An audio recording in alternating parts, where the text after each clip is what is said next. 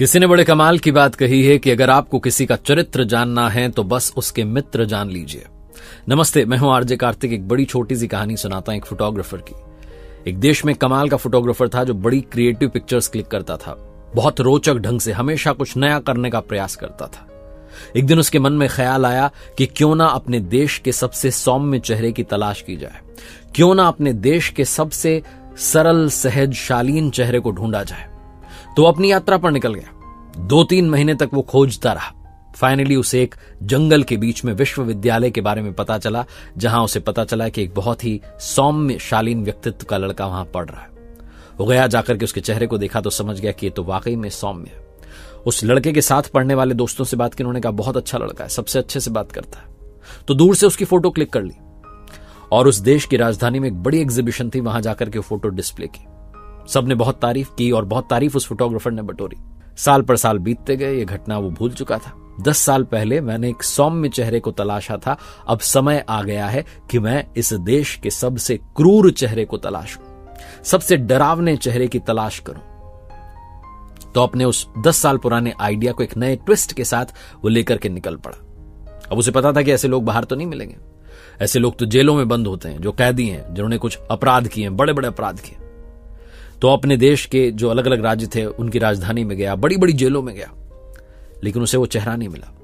Finally एक दिन वो एक जेल में था, अपनी इसी तलाश में भटक रहा था, तब उसकी नजर एक कैदी पर पड़ी। वो दौड़ा भागा जेलर के पास गया, जाकर के कहा कि मुझे अनुमति दीजिए, मुझे आपके यहाँ के कैदी की तस्वीर लेनी है। जेलर ने कहा ठीक है, लेकिन आप कैदी से पहले बात कर लीजिएगा, क्योंकि बड़ा खूंखार है। उसकी अनुमति लीजिएगा, फिर फोटो क्लिक कीजिएगा। डरता डरता जो है वो फोटोग्राफर जो था वो उस जेल के पास पहुंचा, उस बैरक के पास पहुंचा जहां वो कैदी बंद था, और उसे जाकर के पूरी बात बताई कि मैं बड़ा ही क्रिएटिव फोटोग्राफर हूं, शुरुआत से ही ऐसी तस्वीरें क्लिक करता हूं। 10 साल पहले मैंने एक बार सौम्य चेहरे को तलाशा था और 10 साल बाद मुझे लगा कि अब इस देश के सबसे क्रूर चेहरे को तलाशना चाहिए।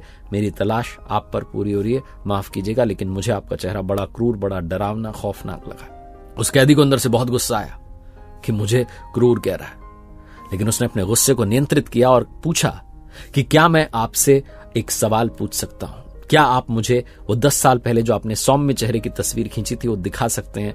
मैं भी तो देखूं कि सौम्य लोग कैसे दिखते हैं।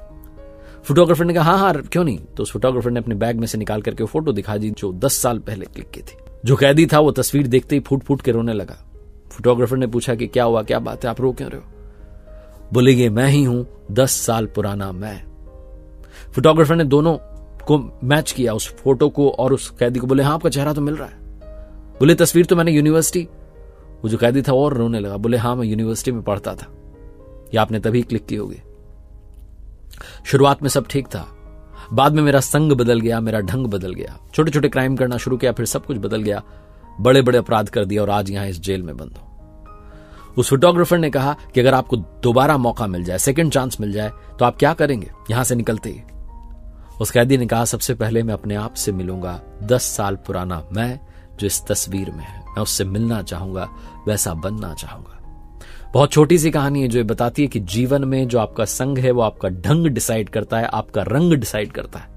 अगर आप अपनी जिंदगी के रंग बदलना चाहते हैं तो अपने संग को बदल लीजिए। एक बार फिर से वही बात जो अक्सर आपसे कहता हूं, कर दिखाओ कुछ ऐसा कि दुनिया करना चाहे आपके जैसा। याद रखिए, हर सोमवार सुबह 9:30 बजे मेरे साथ देखिए एक नई कहानी, और हर शुक्रवार सुबह 9:30 बजे देखिए लर्निंग सीरीज का एक नया वीडियो। मेरी पहली किताब को बहुत सारा प्यार देने के लिए धन्यवाद। कर दिखाओ कुछ ऐसा Amazon, फ्लिपकार्ट और आपके पास वाले बुक स्टोर पर अवेलेबल है, आप मंगवा कर पढ़ सकते हैं। और मेरी वेबसाइट rjkartik.in, जहां कुछ कोर्सेज हैं, उम्मीद है आपके काम आएंगे।